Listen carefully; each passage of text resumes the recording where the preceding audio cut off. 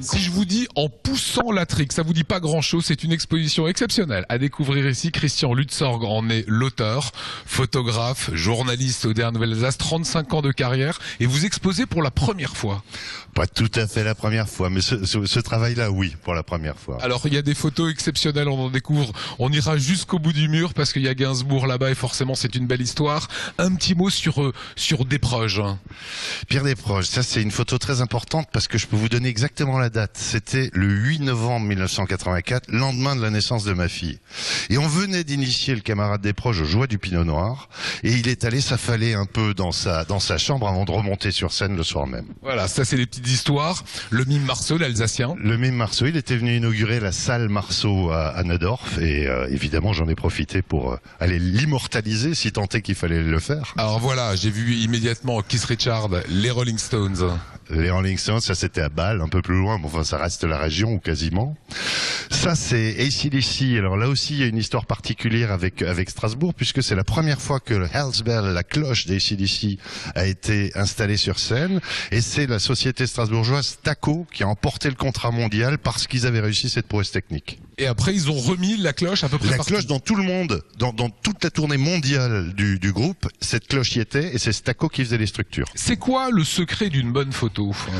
Ça c'est difficile, c'est peut-être d'être rapide, comme par exemple pour ça, au moment où Miles Davis tout d'un coup décide de descendre de scène et d'aller jouer quasiment un concert perso pour les gens.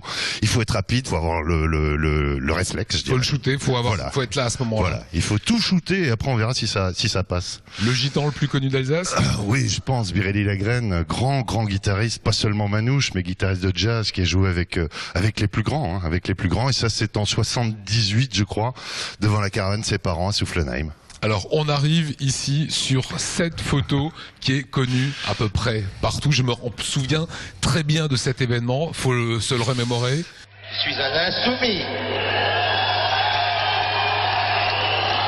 et qui est redonné à la Marseillaise son sens initial. Et je vous demanderai de la chanter avec moi. Allons enfants de la patrie, le jour de gloire est arrivé. Gainsbourg avait créé une Marseillaise en reggae, s'apprêtait à donner un concert à Strasbourg, jouant donc cette Marseillaise. Et puis une association de parachutistes vêtus de leur béret rouge sont arrivés au Zénith. C'est à la SS, hein. C'était évidemment Rhenus encore à l'époque, l'ancien Rhenus avant que ce soit une salle de sport. Et il a chanté la Marseillaise dans sa version Rouget de Lille, a cappella, le poing levé, le paquet de gitane à la main bien évidemment. Et voilà, c'était un grand moment. Et vous êtes pile poil en face à ce moment-là. Voilà, ouais. Voilà, et effectivement les paras avaient dit s'il chante la Marseillaise avec les musiciens de Bob Marley, on lui casse la gueule. Exactement. Texto. Et je suis un insoumis, il s'est pas démonté. Il s'est pas démonté, mais il a chanté la version a cappella, la version sans ses paroles à lui. Bashung, là aussi, on avait fait une grosse interview de lui, puis j'avais décidé de l'emmener dans un bistrot qui s'appelle le Métro, je sais pas s'il existe encore, à cause de Porte des Lilas, à cause de Gainsbourg, avec lequel il avait travaillé longuement. Alors maintenant il faut tout nous dire, pousser la Trix, qu'est-ce que ça veut dire ? La Trix, c'est une pellicule mythique que tous les vieux comme moi ont bien connue. Donc c'était de l'argentique, du film, c'était fabriqué par Kodak et on pouvait tout faire avec. On avait une pellicule, c'était celle-là, et quand les conditions de lumière étaient insuffisantes, on poussait, on chauffait la soupe de développement. Enfin, on pouvait lui faire à peu près n'importe quoi cette pellicule. Ça donnait quel grain ?